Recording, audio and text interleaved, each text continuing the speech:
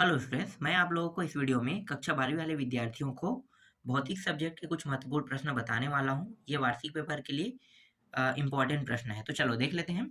यहाँ पे देखो, विद्युत वाहक बल और विभवांतर में अंतर कहेगा। इस प्रश्न को आपको याद कर लेना है, इसका उत्तर आपको मिल जाएगा। ठीक है, मैं यहाँ पे सिर्फ प्रश्न दे रहा हूँ। फिलहाल मेरे पास उत्तर है, पर मैं आपको उत्तर प्रोवाइड नहीं करा रहा हूँ, आप लोगों को खुद ढूंढना पड़ेगा। ठीक है, यहाँ पे देखो, एक समान चुंबकीय क्षेत्र में रखे धन चुंबक को घुमाने में किए गए कार्य का व्यंजक ज्ञात कीजिए। ये प्रश्न इंपॉर्टेंट है।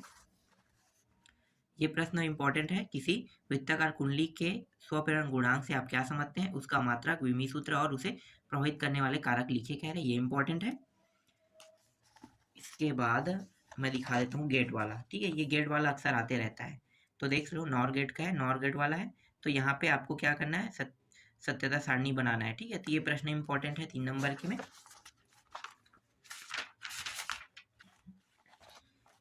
3 नंबर के प्रश्न में ये प्रश्न भी इंपॉर्टेंट है। सी विधा में एन पी एन ट्रांजेक्शन की क्रियाविधि विद्युत परिपथ सहित लिखे कह रहे हैं। ये इंपॉर्टेंट है। इसके अलावा यहाँ पे इंपॉर्टेंट प्रश्न में आइंस्टीन का प्रकाश विद्युत समीकरण व्युत्पन्न कीजिए। इसकी सहायता से प्रकाश विद्युत प्रभाव के नियम को समझाइए। ये इंपॉर्टेंट प्रश्न है।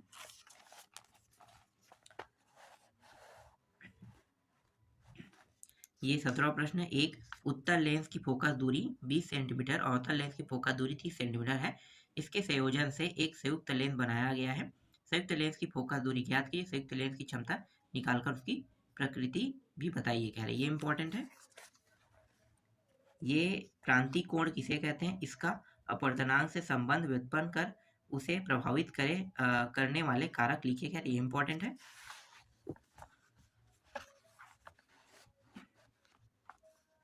और रक्त प्रकाश क्या है? उसका उत्पादन किस प्रकार होता है? उसके 2 गुण व उपयोग लिखकर बताइए कि कोहरे में देखते हुए इसका इस्तेमाल क्यों करते हैं। ठीक है, ये इंपॉर्टेंट है।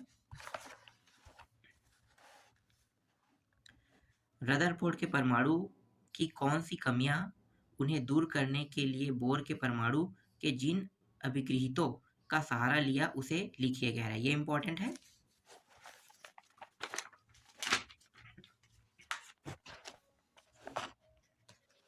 उसके बाद है किसी नाभिक के द्रव्यमान संख्या के साथ प्रति न्यूक्लियॉन बंधक ऊर्जा में परिवर्तन को प्रदर्शित करने वाले ग्राफ खींचकर उसके बलों के संबंध में 2 निष्कर्ष लिखिए।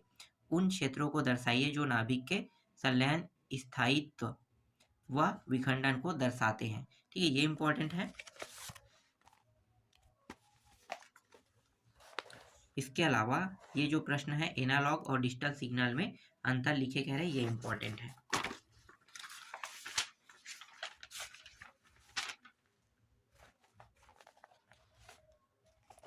धारा घनत्व व अनुगमन वेग को परिभाषित कर उनके संबंध स्थापित कीजिए। ये इंपॉर्टेंट प्रश्न है।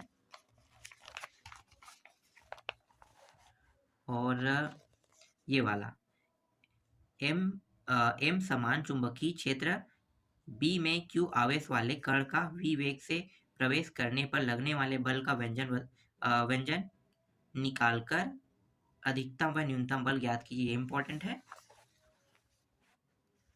लेज के नियम लिखिए। इसकी सहायता से प्रेरित धारा की दिशा कैसे निर्धारित की जाती है? ये इंपॉर्टेंट है।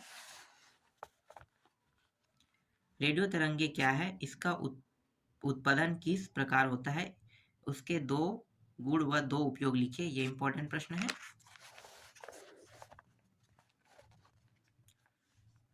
फ्रिंज चौड़ाई से आप क्या समझते हैं? उसका सूत्र लिखकर उसे प्रभावित करने वाले कारक लिखिए कह रहे हैं। ये प्रश्न इंपॉर्टेंट है।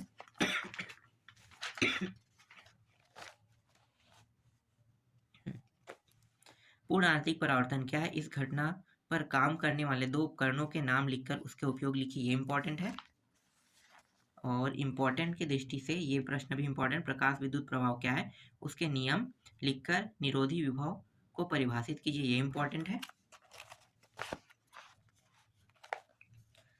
हाइड्रोजन परमाणु के स्पेक्ट्रम में पाए जाने वाले किन्हीं 3 श्रेणियों के नाम लिखकर उसमें से बोमर श्रेणी की तरंगदैर्ध्य ज्ञात करने की सूत्र लिखिए। यह श्रेणी तरंगदैर्ध्य के किस क्षेत्र में पड़ती है?